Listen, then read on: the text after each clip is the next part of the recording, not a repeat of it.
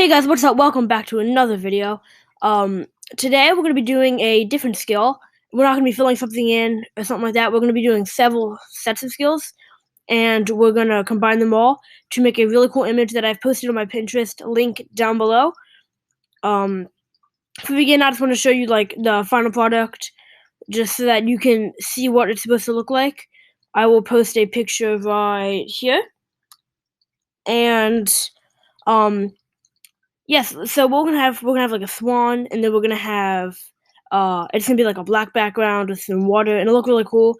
I'll see you in Photoshop, and we can get started. All right, so we're in Photoshop, and I have created a little picture already. I haven't created it. I found it on the internet, and I have already cut it out, and I made the bottom flat.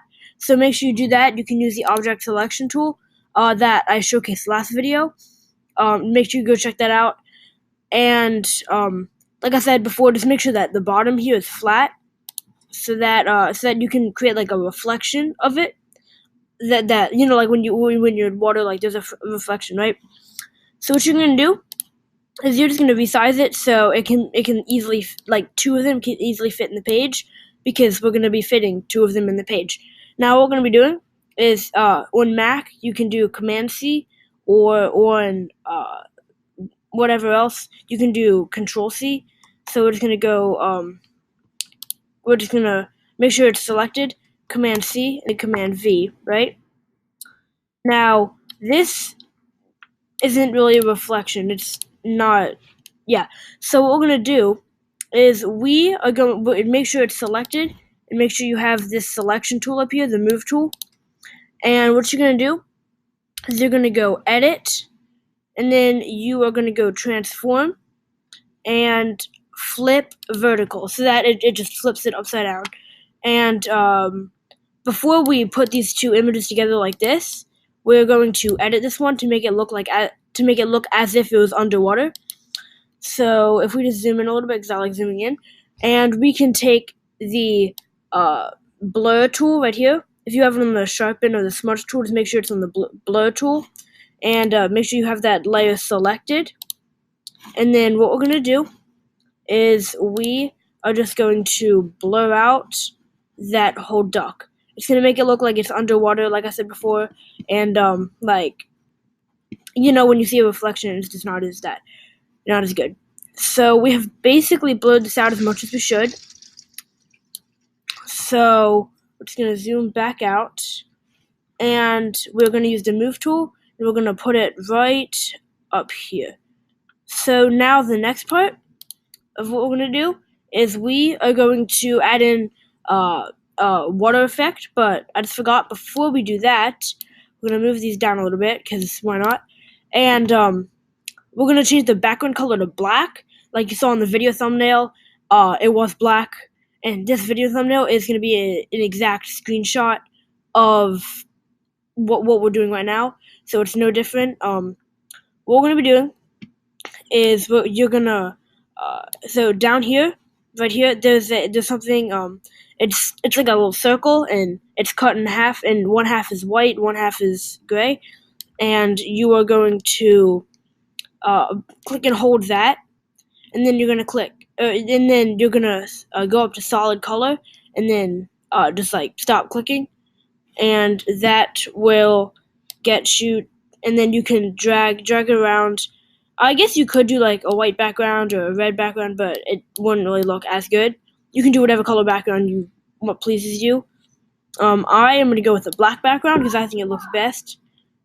And then after we do the black background, we're going to click OK. And then make sure that your color fill is under all your other layers, so that it doesn't overlap them, like mine just was. And then I'll be right back, because I just gotta go grab one more picture of the water, and I'll show you how to add that in. And alright, so here we have an image of just black and white water. So if you search rippling lake black and white, this is, I think, the first one to come up. But it just happens to be the best, because there's no like watermarks, and it's not anything like that. So what we're gonna do is we Sorry, I accidentally bent this. What we're gonna do is we are going to just make this cover the bottom half of the water, so you can actually just make it go down, and it'll tell you where the bottom half of the water is. And then what you're gonna do is, of course, this doesn't look very good at all. It doesn't look blended in whatsoever because it's not. What we're gonna do to blend it in more is we're gonna go to opacity over here, and we're gonna drag that down to about 10 or 15% maybe. I like to do 15, like a little bit on the brighter side.